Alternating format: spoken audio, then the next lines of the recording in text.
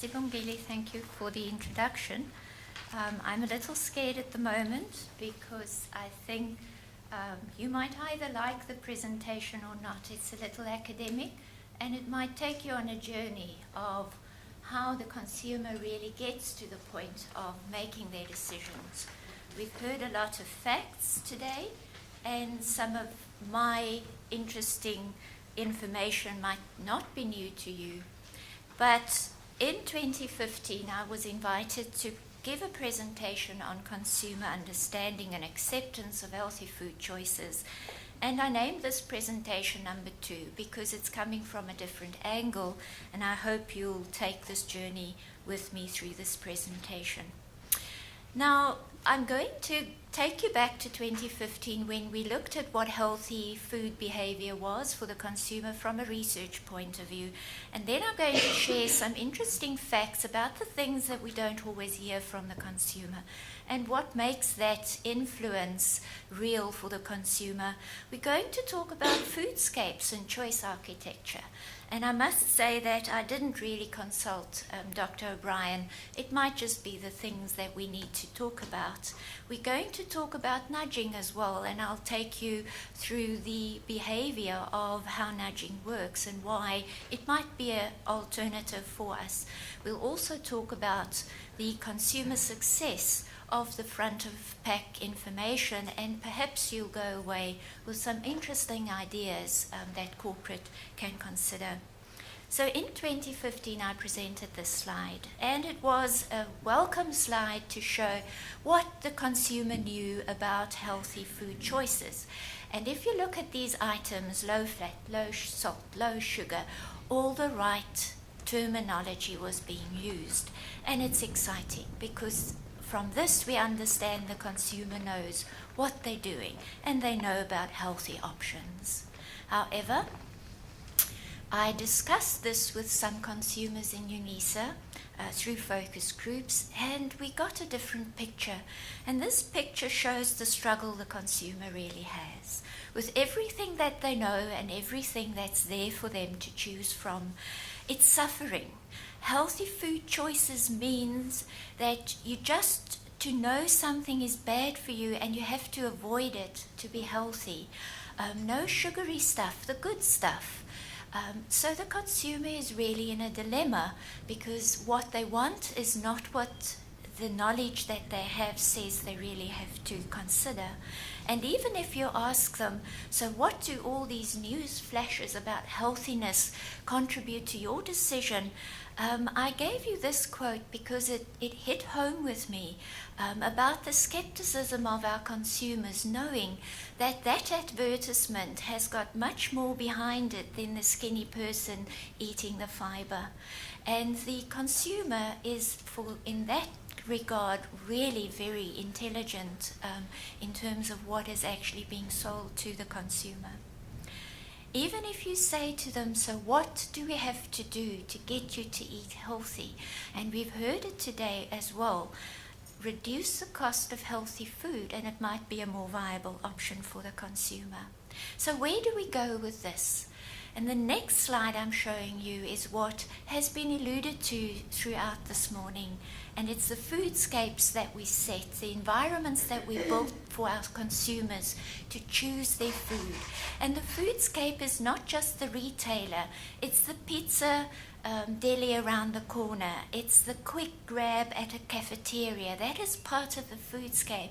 And we know that the obesogenic environment that it offers the consumer is the dilemma where they are at.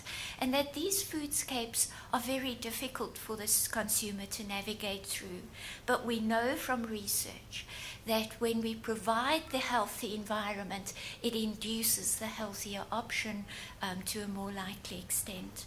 And we also know that habit-forming behavior is the one that will change the food choice of the consumer, but how to get there is the psychology behind it.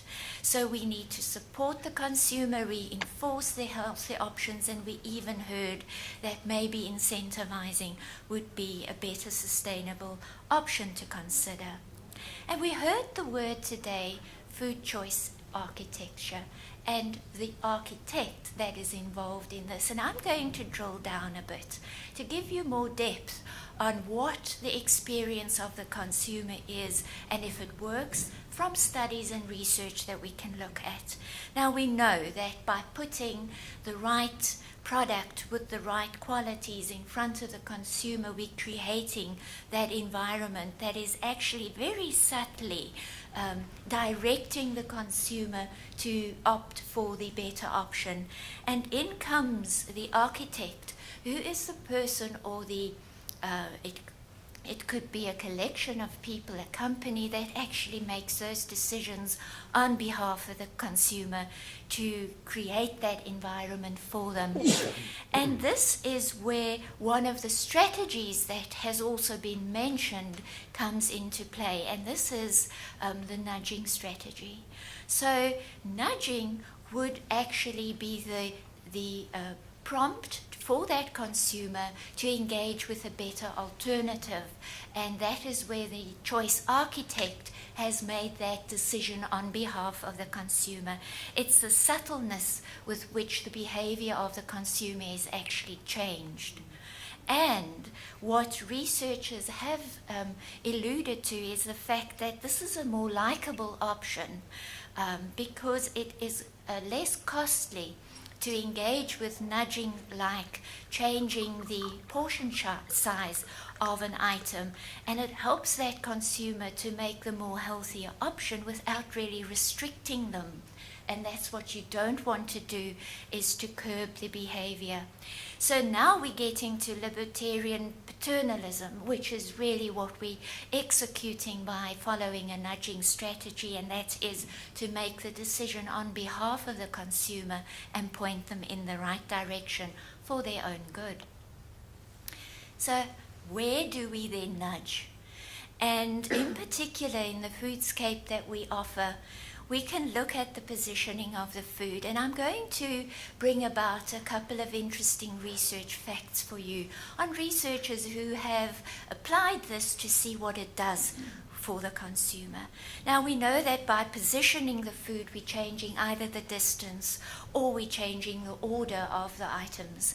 And in this case, when you change the distance of the food, you're creating more effort for the consumer to get to the unhealthy option, for example.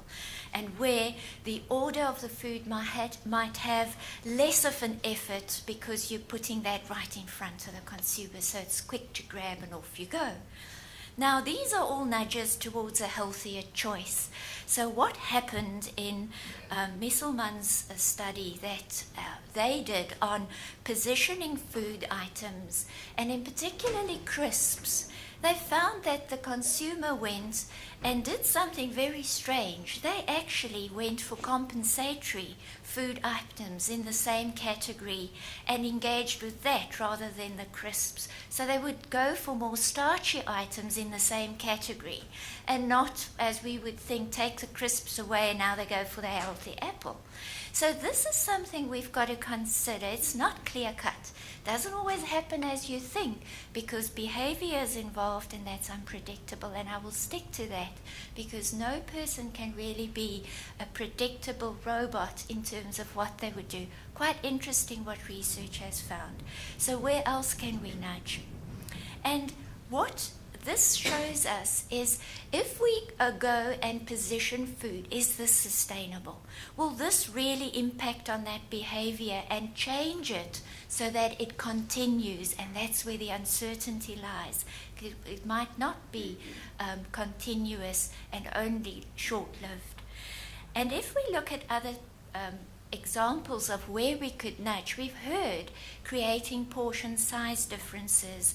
And in a study done by SWATs, they actually found that when a dining experience was created and the waiters would specifically ask the diners if they would like to downsize the portion, this was a very conscious decision which showed that self-control from the consumer, and the portion sizes actually decreased, and they went for that option. So it's a very in-the-face kind of suggestion, but we know that corporate is also looking into just diminishing those sizes.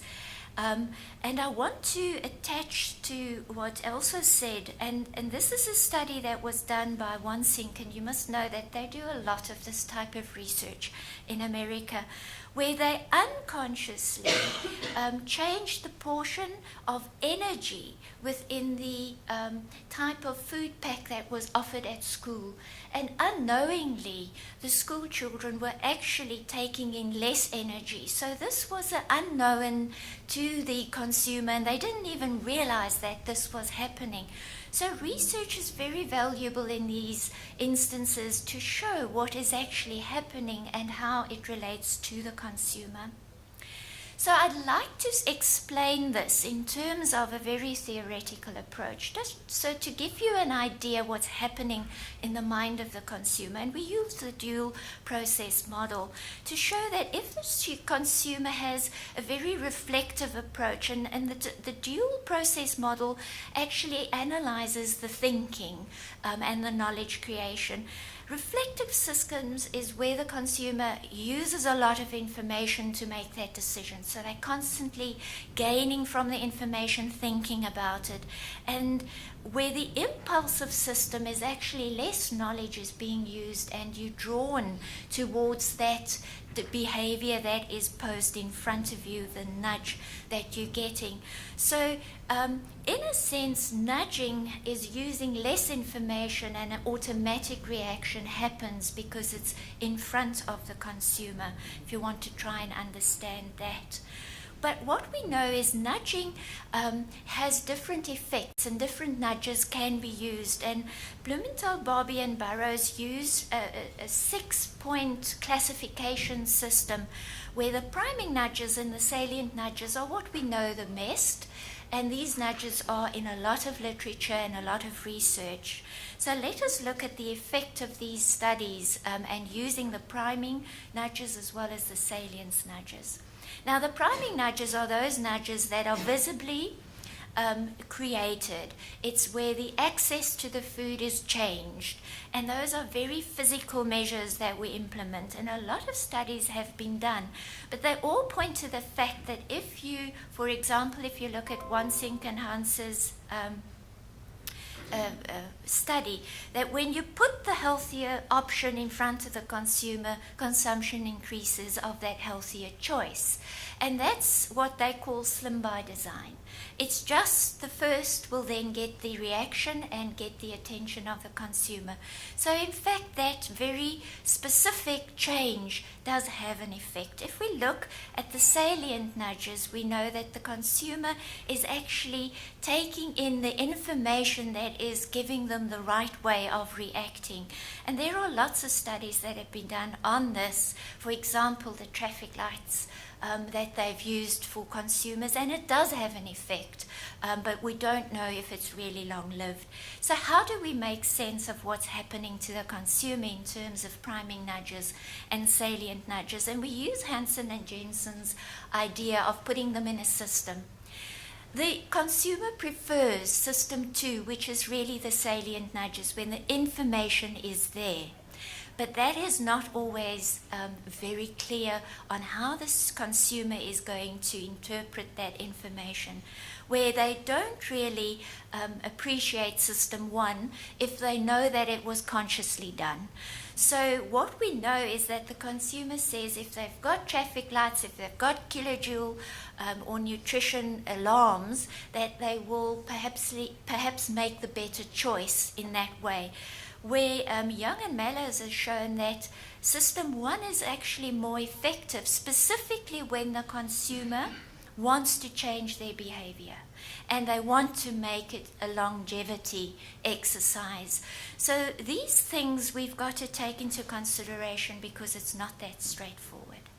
And if we take all the information that's given to the consumer, and there's a lot that's floating out there and they've got to make sense, we know one of the things is front of pack, and we've heard the buzzwords about that as well. And front of pack can be very confusing or very informative. Lots of countries have adopted different methods of front of pack nutrition information, and I'm just giving examples of some. You know the health star rating.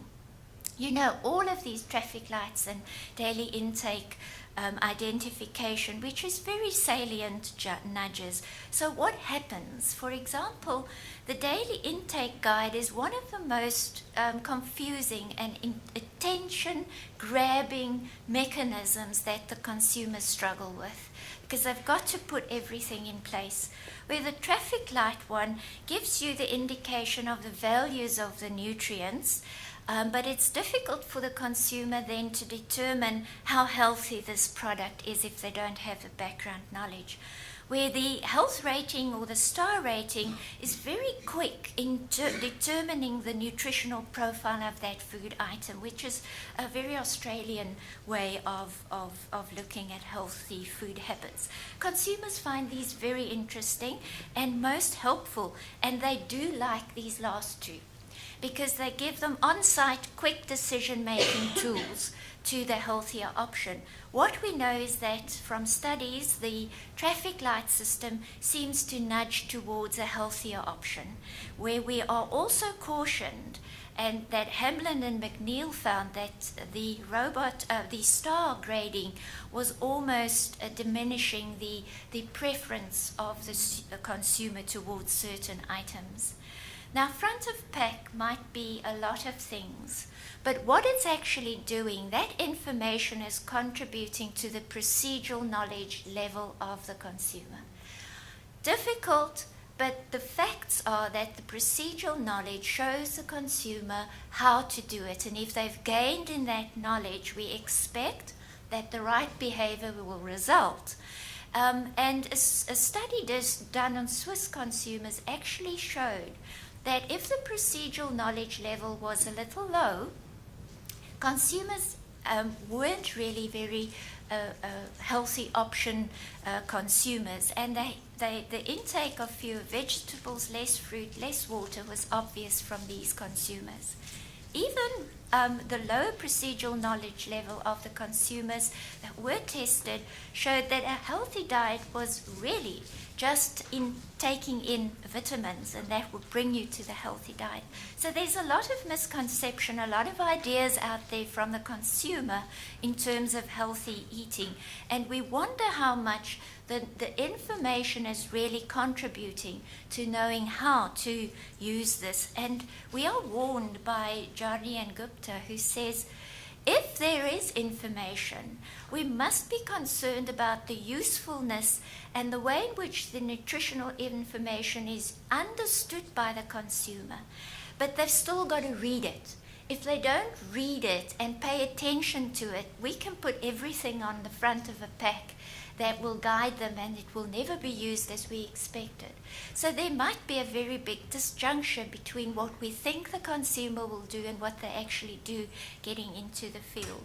So what do we make of nudging and everything else we've spoken about today? We know that some of these nudging strategies from research could be very effective. It's possibly one way to change healthy food behavior. We also know that there might be an ethical dilemma now. We've got our priming nudges, we've got our salience nudges that in some instances in some countries work and in others they don't.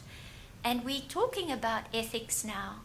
Are we really going to tell the consumer we're changing pack size, we're changing items in the food, or are we just quietly going to do it because we're getting to a point where it might be an ethical dilemma as well that we're touching? Are we talking now about having more confirming conversations with retail and companies involved in food production to rearrange the environments? We heard that that might be an option, that the healthier food items come first. We know that some of the nudges might work and might not work. And what we really need in South Africa is a lot of research to be done in this field, because you can You can present the facts from an international database, but we never know, will it really be the same for our particular consumers? And very little has been done, or absolutely nothing, on these kinds of intake and reaction of the consumer on what corporate might want to do to aid them to a better, healthier choice. And I conclude by saying that we know healthier food choices are very challenging to the consumer.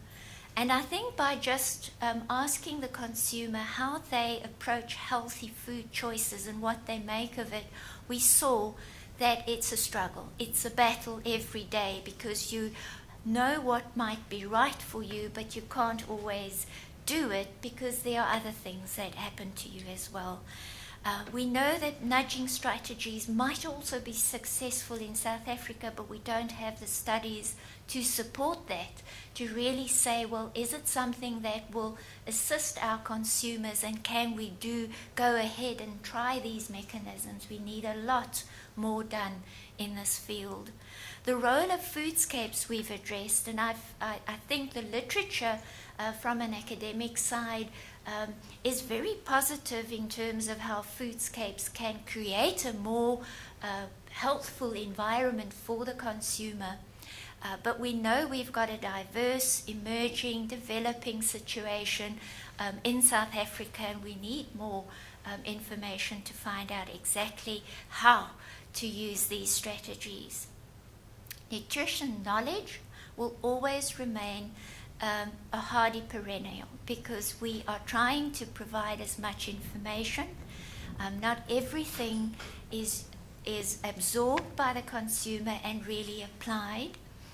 And still the disjuncture is something we've got to fathom out. So we need more research, and I hope that consumer behavior units can really start engaging to see how these kinds of foodscapes that we can create, or the nudging strategies, will affect the South African consumer and provide a better and healthier environment. Thank you.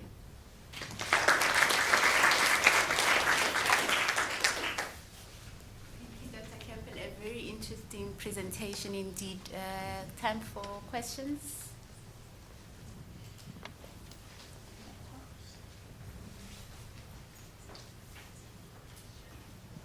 Thanks, Elizabeth. That's great stuff. One of the, well, probably the most solid evidence in terms of responses to the obesity issue seem to indicate that reformulation is potentially one of the best, if not the best way to go. Now, there's arguably two different ways of tackling reformulation with obesity in mind. One is when you do it and then make a song and dance about it, and the other one is when you do it by stealth, right, and you don't tell people. Right? Now, I think, you know, from your presentation, and I think from other material as well, let's be honest, behavior is a tough one to change. You know, it's the one we want to do. Right? But in the light of your insights into consumer behavior, how do you feel that consumers would respond to a reformulation, either when it's trumpeted, in which case they might think that it's not going to be so nice, or by stealth, with the risk that then when they find out that you've done it by stealth, they get upset as well? You know, what sort of insights would you have into something like that? I am going to give you an example of what happened in a study we conducted, where we introduced a product, and there were enrichment claims being made, and the consumer considered the new product. One of the things that came out is a consumer doesn't want to really be confronted with things that they don't know. In this light, they said to us, these are marketing gimmicks, strategies just to get us to consume a better product. But they want to trust the company, and if a company has really built up a trust with them, and we heard that word today again, and this came out in the milk research, they would trust what the company is telling them, but they would even want these things to be told to them by people that they trust, figures that mean a lot to them, because they don't always know where things are coming from and why they are increased or why they are there. And they want to know what they're taking in, and they want to believe. So if a company has got a reputation with the consumer, they would be more inclined to buy into the changes and accept the changes as better for them than just coming up and not having created that bond with the consumer as a trusting company, as a company that's reputable, that puts the right things in front of us for our own good. So the consumer doesn't want to be caught off guard. They almost want to be informed, but if they find out that there's a hidden agenda behind the intention, that's really off-putting to them, and this helped came up in the milk study. So the information and what they said to us, market it in terms of the new product and why it's there, so that we can make our decision if we want to consume it or not. Because I think that's our dilemma. We know it's good for the consumer, but they still have the right to decide if they want to consume. The ethical dilemma is on the foreground for me when we do things that they don't know about, because that's not right. It doesn't seem right, but we know that it's so desperately needed to put the right thing in front of the consumer. But ethically, if you take part in a study where you didn't know that we are being recorded, it's not the right thing to do. So if you are, especially food, if you're changing and putting things in the consumer can't make head or tail of, and you think it's good to not even tell them, I think it's a risk. I think it's a real risk. But the good thing is you've got consumer panels. You've got the consumer who can tell you which direction you need to go. In particular, if you are changing content and modifying certain things, they would like to know what the benefits are. But the reputation that goes with that is incredibly important. Thanks. I think I'll sort of a follow-up to that, which I may want to take this afternoon, because we've got a beautiful example here. I'm sorry if I'm picking on some other people in the room. I'm picking on Unilever because some years ago they made a transition from full fat to reduced fat products right across the board, and some of them were advertised as such, but some of them were just quietly reformulated. And it will be interesting to throw around this afternoon what the rationale was behind that, because I mean, you know, Flora with respect is now 80% fat as opposed to 100. It's still a great product, I think, but the fact was that that's what happened. Sorry, Dudu, but it's a great case study, if I can say so. Well, I think we've got one more question, then we'll close. Could I ask you a much broader question? And that is, does anybody in these studies take into account the decision-making environment in the sense of being in the presence of a large multi-choice retailer and in a smaller shop with less options? I sometimes think that consumers must be completely overwhelmed when they step into a modern full display retailer. Sorry for just stepping out. I'm totally blinded by the lights, so I can't really see who's talking to me. These studies are international, firstly. They're not South African based, and many of them took real scenes of where the consumer might be and then made the changes in store or in a cafeteria context. So in these studies, you got the idea that they weren't laboratory-based studies. They were actually, and they never used those words, they were actually real-life settings where it's everyday behaviors and environments in which this consumer finds themselves, and then they've changed certain things. So what we do understand is that the consumer is extremely overloaded with choice. And because of that, some consumers tend to go for the things they know because it eliminates all this other. So in the study where a new product was introduced as a line extension, the consumer took the new product and everything that was introduced to it to say, you know what, it is just a marketing gimmick. I'm going to go for the product I know and I'm sticking to that. They've got to convince me in many other ways to go for this other option.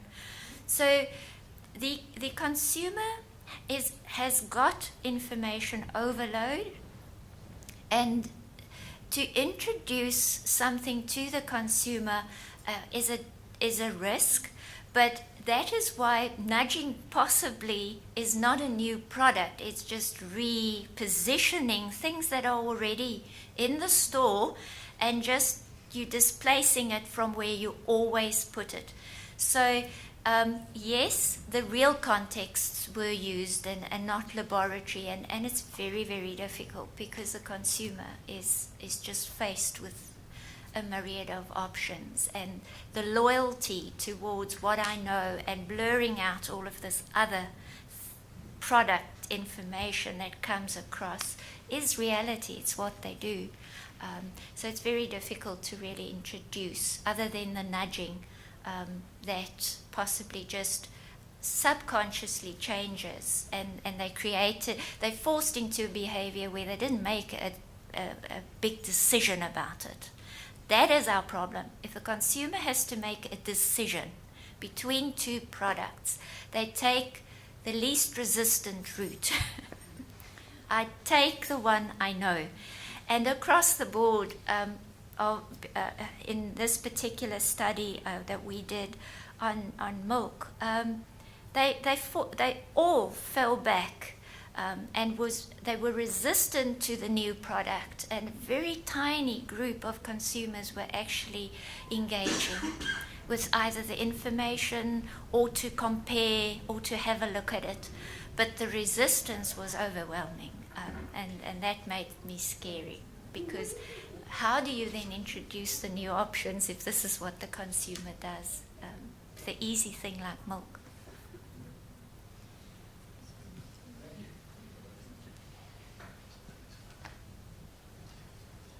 Thank you. On the issue of consumer trust, I think you've got when it comes to downsizing a pack and reformulating, you've got two things at play here.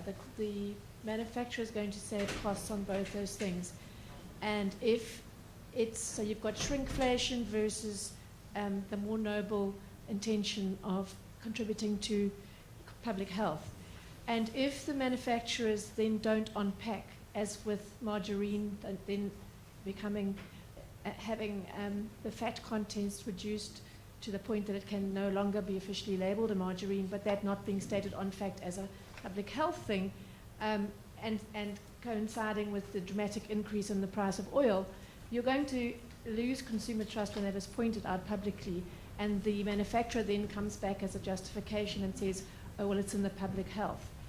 Because they haven't stated that on pack, and the price has not dropped. And I think that is at the heart of what we're talking about here when it comes to consumer trust and motive.